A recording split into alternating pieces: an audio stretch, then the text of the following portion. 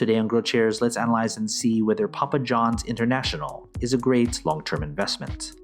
The company analysis is divided into three broad factors: the business, the stock, and the price. Furthermore, these three factors are subdivided into 14 metrics that give us the complete picture of the company. Each factor and each metric are given different weight, together adding up to 100% of the overall analysis. Each factor and each metric are then given a grade from 1 to 100, with 1 being a failed investment and 100 being extraordinary. When everything is put together, a final grade will be given, also from 1 to 100. Most companies that I'll analyze in this channel will hover around a grade of 50. Companies with a final grade of 81 or higher will be included in my Great Investments playlist. Let's first look at the company as a business. The business is the most important part of this analysis. That's why 45% of this analysis is attributed to the business. As Warren Buffett once said, it's far better to buy a wonderful company at a fair price than a fair company at a wonderful price. A stock cannot grow and prosper without having a rock-solid foundation. The business factor is made up of 8 metrics. Basically, these 4 metrics measure how well the company is doing right now. These 2 metrics measure how well the business is projected to do in the future. And these 2 metrics measure the socio-economic impact of the business. In the description below, I have a separate video describing each metric in detail. Based on this grade, I would consider this a discouraging business. Investing in a good business is what matters most, and everything else going forward would need to be great in order to make this an attractive investment.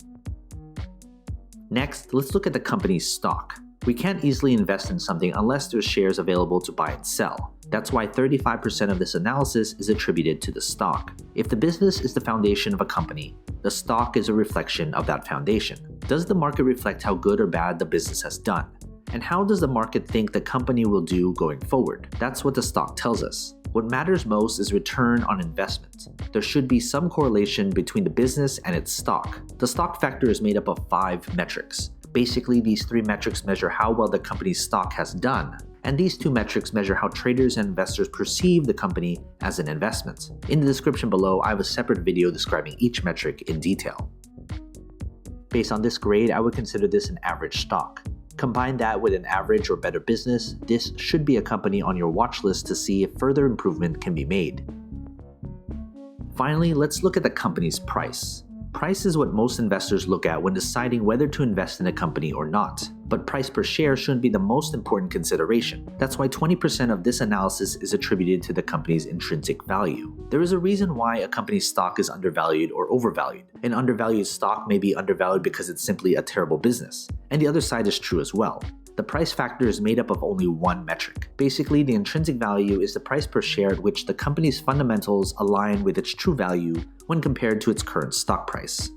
Based on this grade, I would consider the price to be overvalued. If you're looking solely at the price per share, this shouldn't be a company you should invest in.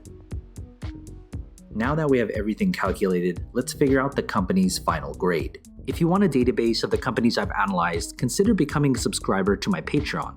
For only $2 a month, you'll gain access to my Google Sheets spreadsheet with all the grades for you to filter through.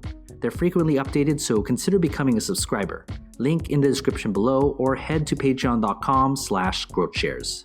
Based on this final grade, I would consider this company a below average investment. This company needs some work, and things would need to change before it gets worse.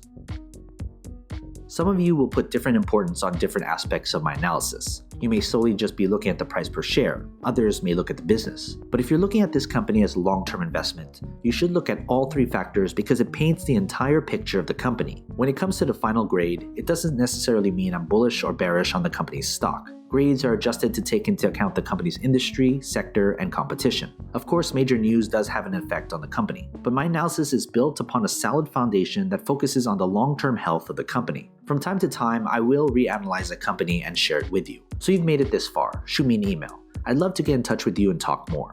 What company should I analyze next? And do you agree with this company's final grade? If you want me to analyze more companies, hit that like button, subscribe to my channel, and share this video with other investors. And as always, take care of your money.